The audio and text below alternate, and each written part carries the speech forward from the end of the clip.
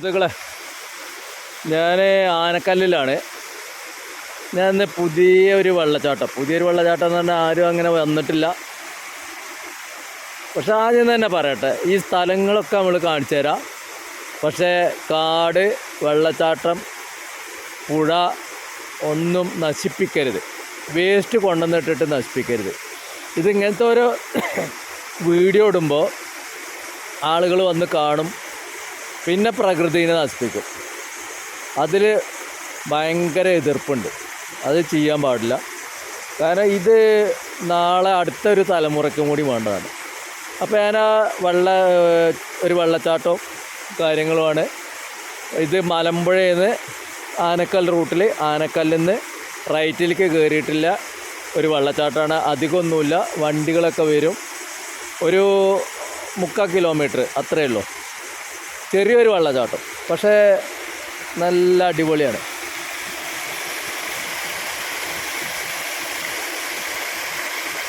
അപ്പോൾ ഈ വേനൽക്കാലത്ത് ഇത്രയും വെള്ളമുണ്ട്.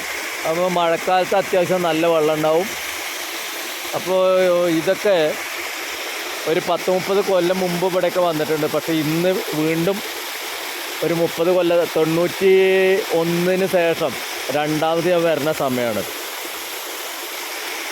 അപ്പോൾ വള്ളുവനാടനാണ് പ്രമോദ് പെരിന്തൽമണ്ണ. അപ്പോൾ ഇത്തരം വെള്ളച്ചാട്ടങ്ങളും പ്രകൃതിയൊക്കെ ആയിട്ട് നമ്മൾ വീണ്ടും വരും. എൻ്റെ ചാനൽ നിങ്ങൾ സബ്സ്ക്രൈബ് ചെയ്യുക. കാരണം ആദ്യമേ പറയാം, സബ്സ്ക്രൈബർമാർ വളരെ കുറവാണ്, എന്നാൽ വ്യൂവേഴ്സ് ഉണ്ട്. അപ്പോൾ സബ്സ്ക്രൈബർമാരും കൂടി കൂടിയാലാണ് നമുക്ക് ഒന്നും കൂടി ഉഷാറാക്കാൻ കഴിയും. അതിന് നിങ്ങളെ സഹായം വേണം. അപ്പോൾ എല്ലാവരും എൻ്റെ വീഡിയോ കാണുന്നവർ സബ്സ്ക്രൈബ് ചെയ്യണം, കമൻറ്റ് ചെയ്യണം. സുഖസുന്ദരാച്ച, വലിയ പ്രശ്നങ്ങളൊന്നുമില്ല, വലിയ ആഴങ്ങളോ കാര്യങ്ങളൊന്നുമില്ല. പക്ഷേ മദ്യപിച്ച് വഴിക്ക് വീഴരുത്. നല്ല ബോധത്തോടു കൂടി വരിക. നല്ല രീതിയിൽ ഈ പ്രകൃതിനെയൊക്കെ തലോടി പോവുക. നശിപ്പിക്കരുത്, നുള്ളി നോവിക്കരുത്. അതാണ് എനിക്ക് പറയാനുള്ളത്. ഓക്കെ,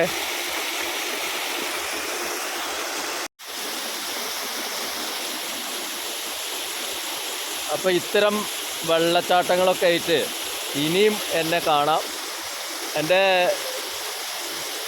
കുറേ വീഡിയോസ് ഞാൻ 2017 മുതൽ യൂട്യൂബിൽ വീഡിയോ ഇടുന്നുണ്ട്. പക്ഷേ ഒരു പേരോ കാര്യങ്ങളോ ഒന്നും വെക്കാതെ ഒന്നും ചെയ്തിരുന്നത്. ഈ അടുത്ത കാലത്താണ് ഞാൻ ജനുവരിയിലാണ് വള്ളുവനാടൻ എന്ന് പറഞ്ഞിട്ട് ഒരു പേരൊക്കെ ഇട്ടിട്ട് ചെയ്യാൻ തുടങ്ങിയത്. ആളുകൾ വീഡിയോ കാണുന്നുണ്ട്. പിന്നെ നിങ്ങൾ എല്ലാവരും കൂടി സഹായിച്ചാൽ നല്ല രീതിയിലുള്ള കുറേ വീഡിയോസുമായിട്ട് വരാം. പ്രത്യേകിച്ച് മലമ്പുഴ നമ്മളെ ഒരു ഫേവറേറ്റ് സ്ഥലമാണ്.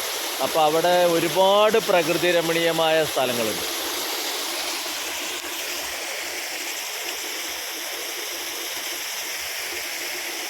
അപ്പോൾ നിങ്ങൾ ഈ ചാനൽ സബ്സ്ക്രൈബ് ചെയ്യണം, ഇത്തരം വീഡിയോസ് കാണണം. ഇതൊക്കെ മലമ്പുഴ ടൗണിൽ ഗാർഡനും ഇത് മാത്രമല്ല, ഡാമും മാത്രമല്ല, ഇത്തരം സ്ഥലങ്ങളിലും കൂടി വരണം.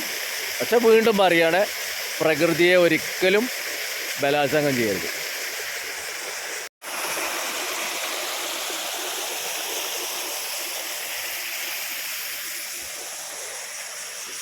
പിന്നെ ആനകളൊക്കെ എല്ലാ സ്ഥലമാണ്, സൂക്ഷിക്കണം.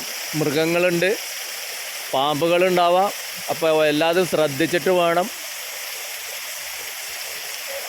ആദ്യം കാടാവുമ്പോൾ പല തരത്തിലുള്ള മൃഗങ്ങളുണ്ടാവും, വളരെ സൂക്ഷിക്കണം.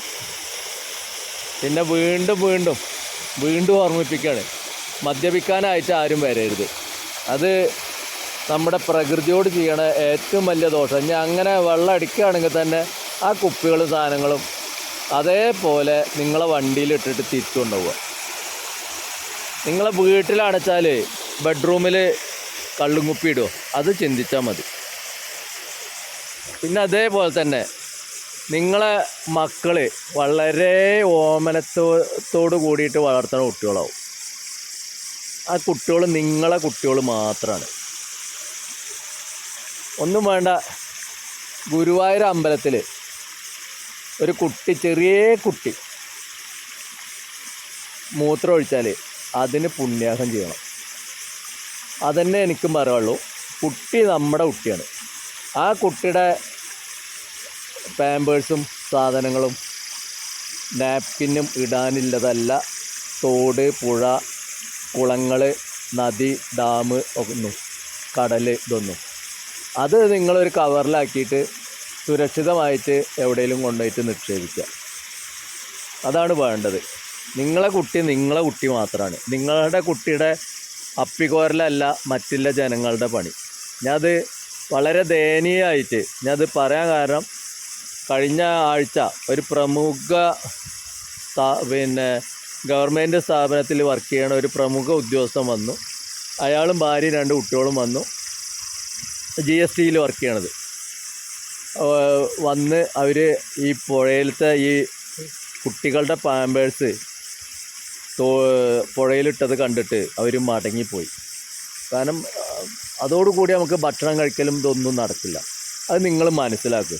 നിങ്ങളെ കുട്ടികളുടെ മലവും ഇതൊക്കെ കാണുന്നത് മറ്റുള്ളവർക്ക്, നിങ്ങൾക്ക് ഒരു സുഖകരമാവും, നയനാനന്ദകരമാവും. പക്ഷെ മറ്റുള്ളവർക്ക് അങ്ങനെയല്ല. വീണ്ടും വീണ്ടും ഓർമ്മപ്പെടുത്തുകയുള്ളു, ഇത്തരം പ്രകൃതികളെ നിങ്ങൾ നശിപ്പിക്കരുത്. അത് ഭാവി തലമുറയ്ക്ക് വേണ്ടിയിട്ട് പ്രകൃതി ഉണ്ടാക്കി തന്നതാണ്. അത് നൂറ്റാണ്ടുകൾ കാലം അങ്ങനെ തന്നെ നിലനിൽക്കണം എന്നുള്ള ഒരു അഭ്യർത്ഥന ഉണ്ട്, അപേക്ഷയും കൂടിയാണ്. എല്ലാവരും ശ്രദ്ധിക്കുക.